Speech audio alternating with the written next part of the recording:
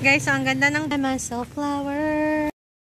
Here's my pag komportable ako, yun po talagang sinusuot ko dito. Kasi ang gusto niyang sahod ay kagaya ning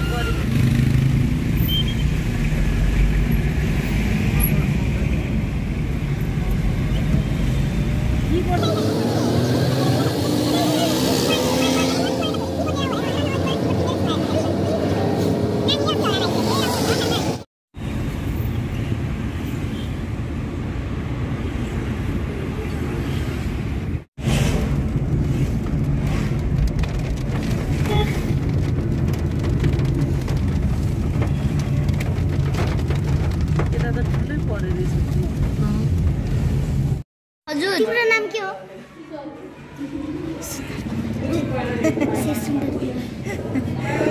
मेरा नाम सुंदर कुमार हो बना। Sundar Kumar Kumar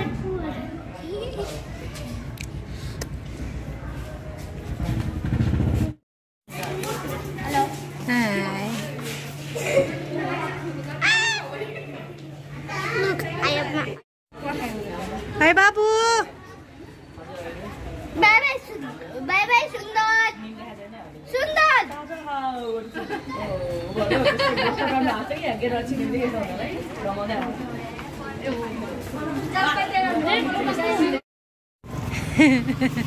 Guys, so ang ganda ng bulaklak.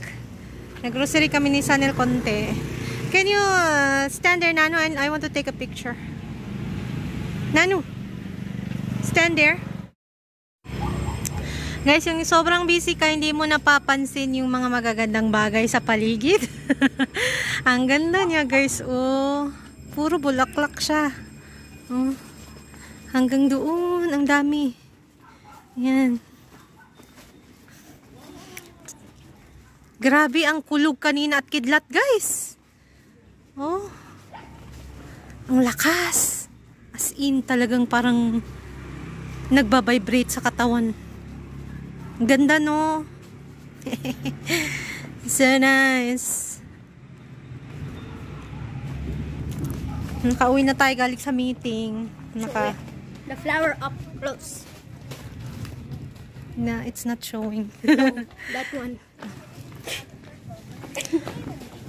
Yung meeting, guys, walang masyadong parents. Ilan lang kami. Class 8, 9, 10. Oh, little students, but still that number of parents is still very less, not even 50%. So nag-grocery kami konti, mga biscuits. The ones I saw earlier sitting, that one only? Yeah. Guys only. And one is the owner, one is the teacher. That vice principal also has I can buy myself flower. Write my name in the sand. Talking myself for hours. Where are you going, Sanel? I was singing. this is died on the post video. We'll buy fruits. Bili kaming prutas, guys. Prutas. Gabi na. Gabi na. Mamaya, kwentuhan tayo, guys. Dami kong kwento sa inyo. Kwento. Kwento means story. Cuento. Sounds like a Spanish. Uno, dos, cuatro. Here's my suki, guys. Fruits.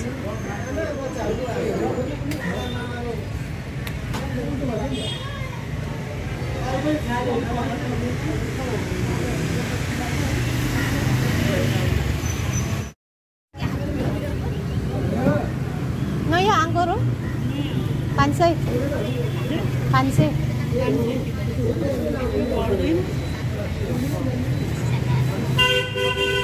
Ano yun, Noya?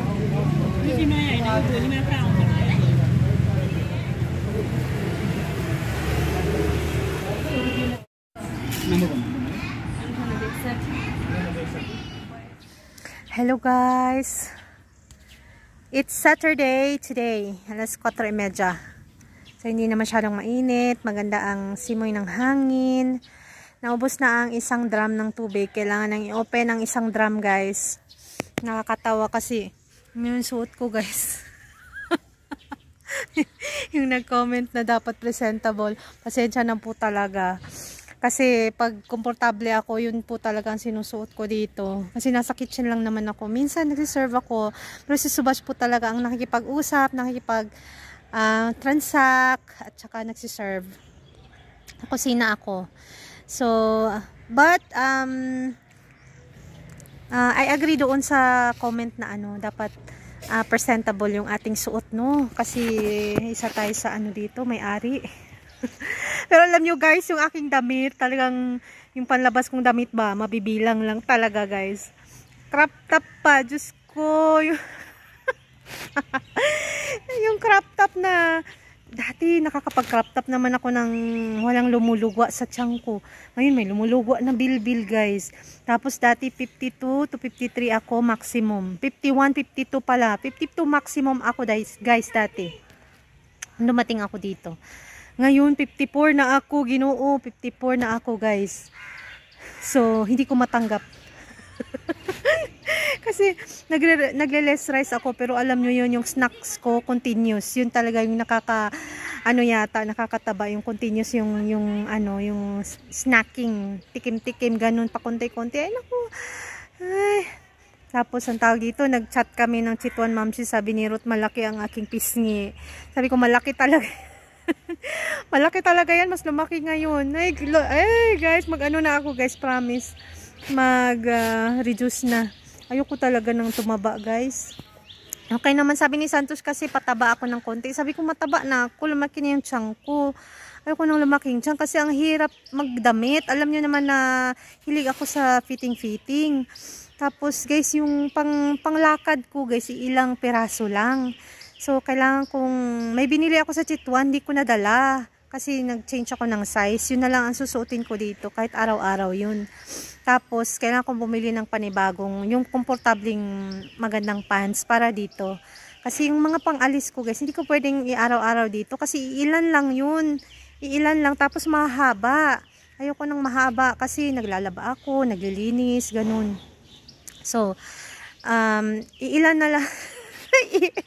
Mabibilang lang yung pang-alis ko, crop top pa, fitting. So hindi siya komportableng suotin dito, guys. So kailangan kong bumili ng masusuot na presentable para dito sa Berchayala. So ayun, kagaya nito, sobrang komportable nito, guys. Oh, may butas na. May butas na. So, yung video ko, guys, meeting namin, parents meeting. Ilan lang kaming umaten. Andun yung isang teacher, parent, tapos yung may-ari umaten, asawa, tapos principal, vice principal, tsaka yung kami lang, limang parents lang kami. Nagreklamo yung isang parent, sabi niya, parents meeting but not even 50% are here. So may point din siya. So, ayun, siguro yung iba may trabaho, may mga trabaho kaya hindi maka-attend. So, kami lang yung nasa bahay. But, if it's parent meeting, mag-apply kayo ng leave or gumawa ng paraan, di ba? Kaya, napapansin ko sa mga school dito, wala masyadong parents meeting kasi nga, ganun yung, walang a-attend, mag-e-effort ka. Tapos, alam nyo yun, pag nag-parents meeting, ayun, puro lang din complain. Ayun, yung ina-address nila, mga complain. So, napapansin ko wala masyadong parents meeting dito sa mga eskwelahan. Buti na lang nga itong eskwelahan nila sa nila ay meron. So, ayun guys. Alam nyo ba, ang daming bulaklak, yung bulaklak na pinakita ko sa inyo. Ang ganda. Sa personal, ang ganda guys. Kung hindi tinuro ni Sanil, hindi ko siya mapapansin.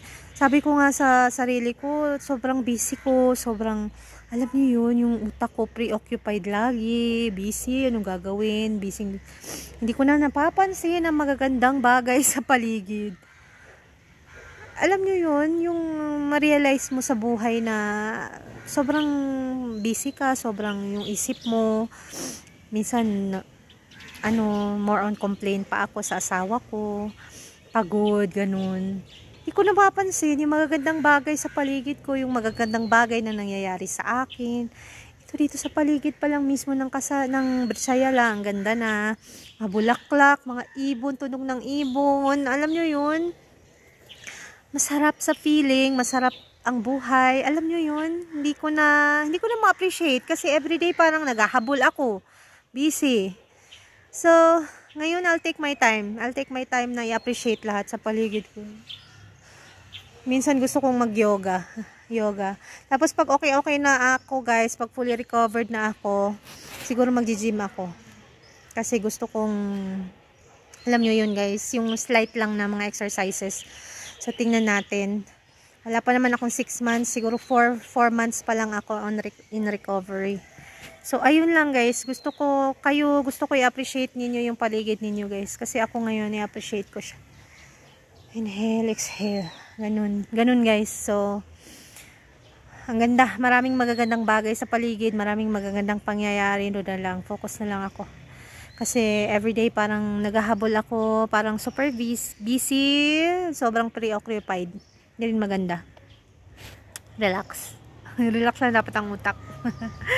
And then, may nag-apply guys isang malapit lang dito. Newar ang cast niya. Maano siya, morena, sabi ni Subas, black beauty. Guys, dito ang mga tao, ay nako, parang parang Pinas din ang mindset. Na pag medyo morena or maitim, ayaw nila. Alam nyo yun? Sabi ko in abroad, in Bidis, pag kayo manggi, kagaya ko or maitim, maganda yun. So, wala ganun ang hindi naman siya, wala naman sinabing masama si brother-in-law. Medyo lang siya. Parang tumawa kasi maitim.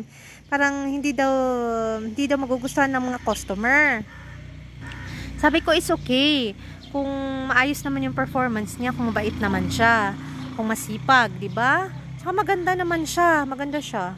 Tapos, hindi natuloy kasi ang gusto niyang sahod ay kagaya ng sahod ni Susmita. Ang gusto niyang schedule, siya ang magde-decide ng schedule niya guys, ng pasok. Sorry. 2 to 8. 2 p.m. to 8 p.m. lang ang gusto niyang pasok kasi may dalawa siyang anak. Hindi pumayag si Subas. Kasi yung sahod ni Susmita, si Susmita 9 to 9 siya guys, all around. Although hindi busy talaga everyday. Hindi busy everyday guys. Kaya yung mga kilos-kilos nila dyan sa loob ng restaurant, hindi yan siya talagang mabigat. Siguro lang, yung pang araw-araw siguro, yun ang nakakasawa lang siguro talaga. Kasi andyan nga si mother-in-law na parang dapat din ba, kasama sa kanilang trabaho si mother-in-law. Kasi hindi ako nagtitake full responsibility kay mother-in-law guys. I'm sorry. Andito ako mag-assist lang. Hindi ako makikipagplastikan sa inyo. Sinabi ko na yan sa asawa ko. I'm not gonna take full responsibility of your mother. Mag-hire ka ng mag-aalaga. O kayo ni Subash, mag-alaga. I'm here to support you. Magsusuporta ako. But kung ako ang bibigyan nyo ng full time na mag-aalaga sa kanya, no. Hindi ako papayag. Yun ang sinabi ko. Yun ang sabi ko guys. So, naintindihan nyo ng asawa ko at sana maintindihan nyo rin. Kasi may dalawa akong anak, tsaka kailangan kong isipin ang sarili kong health. So, pag isipin ko si mother-in-law everyday, anong mangyari sa akin guys, 'di ba? May trabaho pa dito, mag-assist pa ako dito sa restaurant, mga anak ko, pag-aaral nila, homework, assignment, paglilinis, may kali pa ako, may aso, 'di ba? Di pa ba sapat 'yun? So, ayun. Kaya sana makahanap sila ng magtsatsaga dito. Kung hindi naman, kami lang ni Subas mag-bailete buo kalibutan in Bisaya dito. Okay naman, kaya naman, carry naman. Kung si Subas ay, alam niyo, si brother-in-law, kung hindi lang siya, magpanic kasi siya guys. Magpanic siya ng, alam niyo, pag may few tables siya na, i-handle, nagpapanik siya. Sabi ko, parang hindi naman to nagtrabaho ng matagal dito si brother-in-law. Masipag siya, mabilis kumilos. Pero alam nyo yun, utos dito, utos doon. Hindi siya makakilos ng siya lang. Kaya ngayon, hindi ako makaalis kung saan ako alis, guys. Big deal sa kanya. Kaya talagang dinadasal ko na may makita na silang mag-assist dito.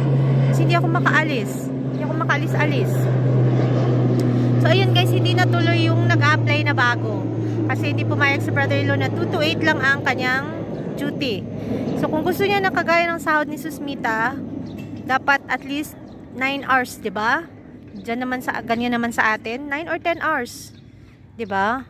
So, ayun, sana makahanap, pero wala pang nahahanap, guys. So far wala pang nahahanap talaga. Sana makahanap. So, ayun lang, dami kong chika sa inyo. Thank you all. Thank you all so much. God bless sa inyo. Maraming salamat from the bottom of my heart sa inyong walang sawang suporta sa akin, guys. Lalaban tayo, lalaban ako. So, para sa mga anak ko. So, ayun. Thank you. Bye. See you all on my next vlog. Bye, guys.